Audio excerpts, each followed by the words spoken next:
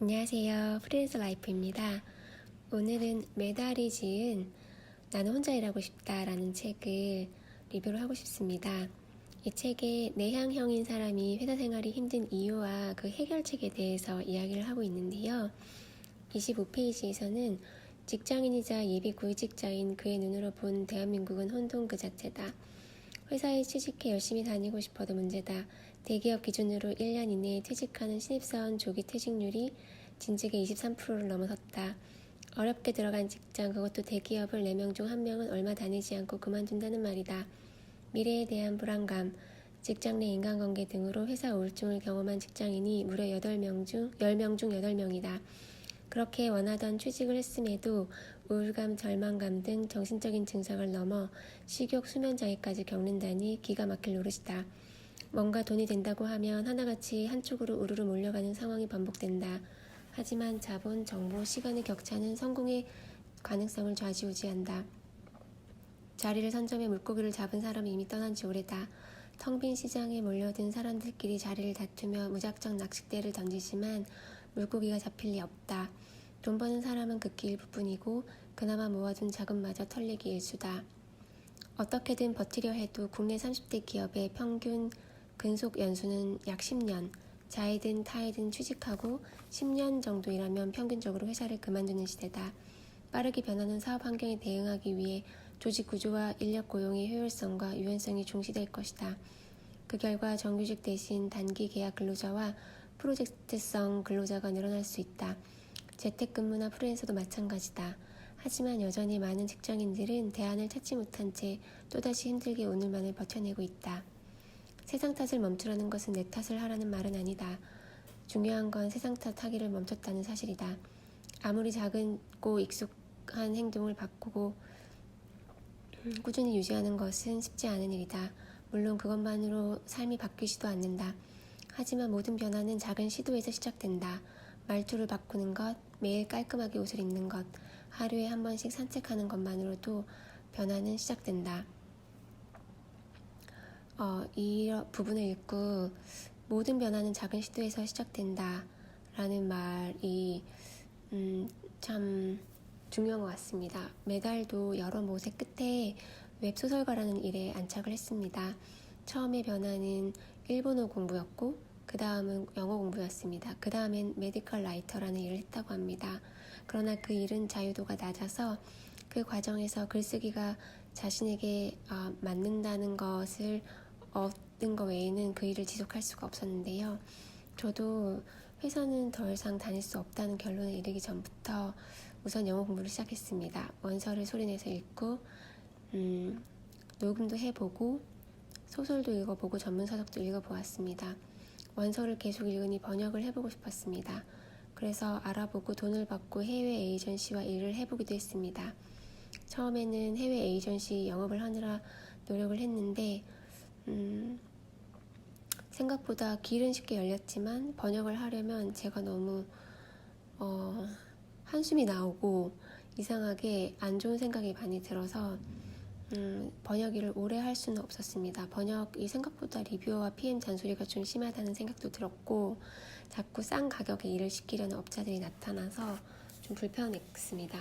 그 와중에 블로그를 시작하고 또 유튜브를 시작하고 이런 일들을 계속 시도를 해가는 과정에 있습니다.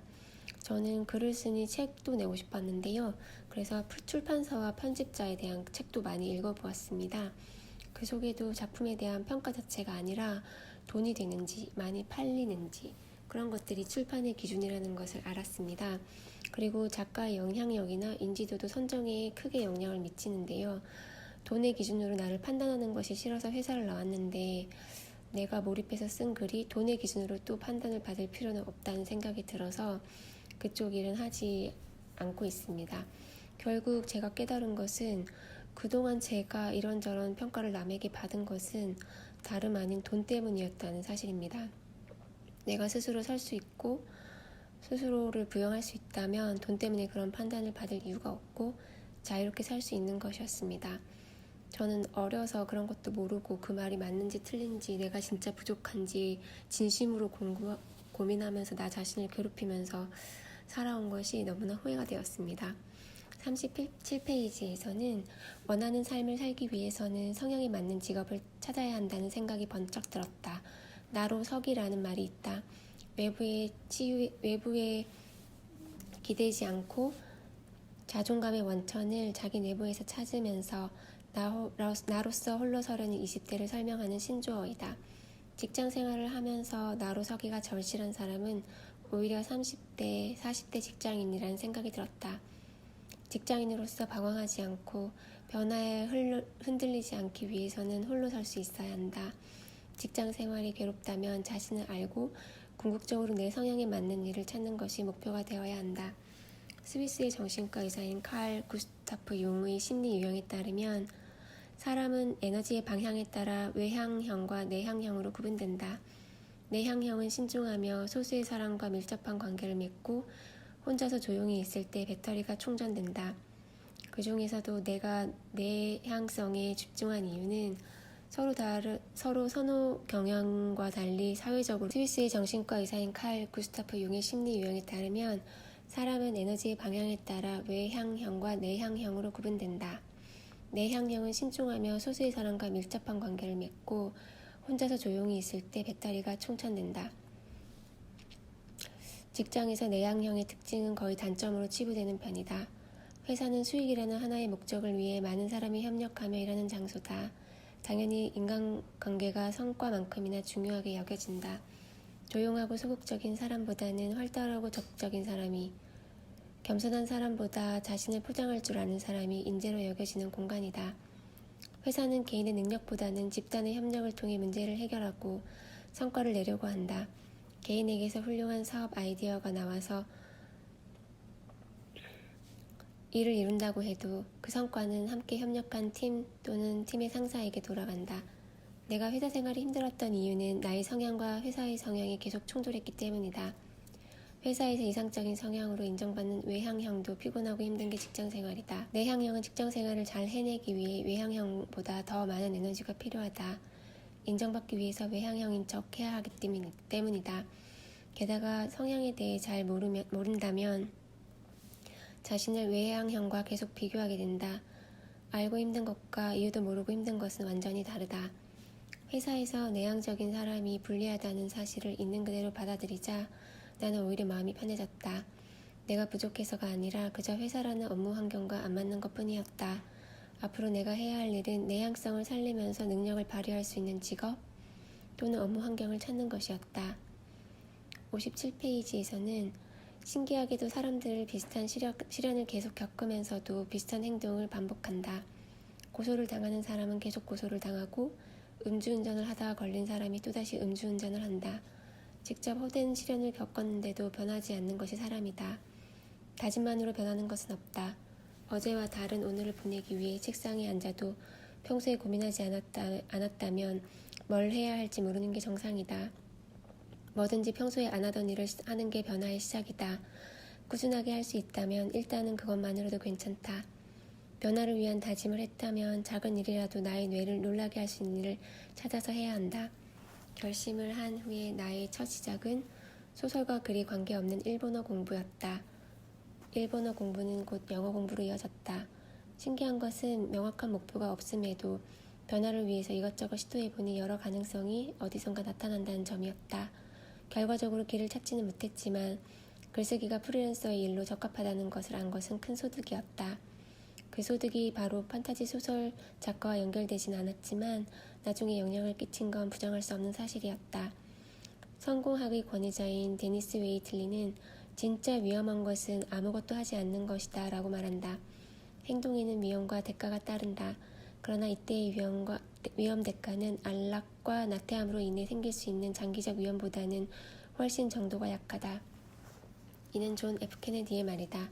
레프 톨스토이는 작은 변화가 일어날 때 진정한 삶을 살게 된다고 했다. 어떤 삶을 살고 싶다는 대략적인 그림이 있고 핸드폰을 보는 대신 책상에 앉는다면 가능성은 어디선가 나타나기 마련이다. 그 가능성을 계속 이어나가다 보면 명확한 목표가 생길 것이다.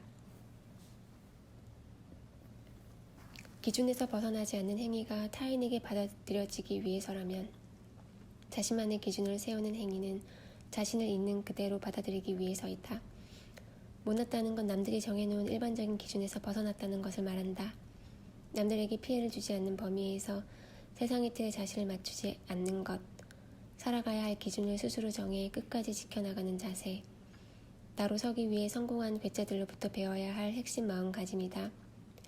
사회적 분위기 또한 다른 사람들의 인정에 따라 나 자신의 가치가 정해질 수 있다는 사실을 은근히 강조한다. 어떤 차를 타고 어떤 아파트에 살고 어떤 회사에 다니는지 내면에 있는 본질적인 가치보다 내가 소유한 물건이 나의 가치를 결정한다. 사회에서 무시당하지 않기 위해 우리는 결국 다른 사람의 기준에 맞춰 살게 된다. 다른 사람에게 인정받고 사회에 받아들여지기 위한 선택이 성공과 행복에서 멀어지게 만드는 길이라는 것을 모른 채 말이다. 다른 사람의 인정을 받기 위해 혹은 다른 사람의 미움을 받지 않기 위해서 하는 행동들을 멈추는 것, 다른 사람의 기대를 충족시키지 위해 살지 않는 것, 자신의 가치는 스스로 판단하는 것, 남들이 뭐라고 하든 내가 살고 싶은 삶을 사는 것을 말한다. 주변에서도 당신의 변한 모습을 이상하게 생각할지도 모른다. 하지만 신경 쓰지 않아도 된다. 사람들은 생각만큼 다른 사람에게 관심이 없다. 변화의 결과는 천천히 나타날 것이다. 모난돌이 정맞는다는 속담처럼 다른 사람들은 미움받지 않기 위해 자기도 모르게 많은 에너지를 쓴다. 나답게 살면 마음이 조금씩 편해지면서 내변에서 에너지가 차오른다. 여러 번 시행착오를 겪었지만 회사에 다니면서 웹소설가라는 업을 찾을 수 있었던 원동력은 중요하지 않은 일에 신경 끄기였다. 원만한 사람으로 보이기 위해 에너지를 쓰는 대신 자기 일에 집중한 이들은 모난 사람이라는 평가를 받기는 하지만 결국 자신만의 제국을 만들어냈다. 모나고 성공한 사람과 원만하고 평범한 사람, 당신은 어느 쪽이 좋은가? 네, 이 부분을 읽고 저는 저 자신이 너무 떠올랐는데요. 저는 뭐가 낫고 전혀 원만하지 않습니다. 그래서 사회생활이 힘들었지만 그래도 나름 10년 이상 직장 생활을 했습니다. 스트럭을 하면서 해왔고 불편하고 많이 힘들었습니다.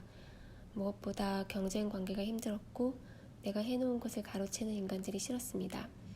의외로 회사에는 무임승차하는 사람들이 많았습니다. 다들 원만하지만 문제를 해결할 만한 능력은 없는 사람들이었고 저는 문제 해결 에너지를 거의 다 쓰고 인간관계나 평판 관리를 할 줄도 모르고 에너지도 없었습니다. 제가 문제를 해결하면 원만하다는 사람들은 조직의 이름으로, 라인의 이름으로, 원만함의 이름으로 그것을 가로챘습니다.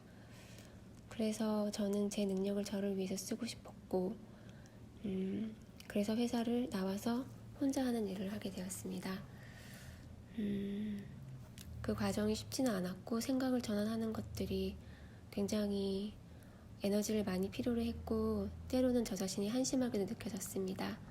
그렇지만 지금은 혼자 있고 스스로 가치를 부여하는 이 시간이 굉장히 행복하고 지금 당장은 많은 결과가 나오지 않지만 시간이 지나고 여러 가지 것들이 쌓이면은 더 나은 미래가 있을 것들을 기대합니다.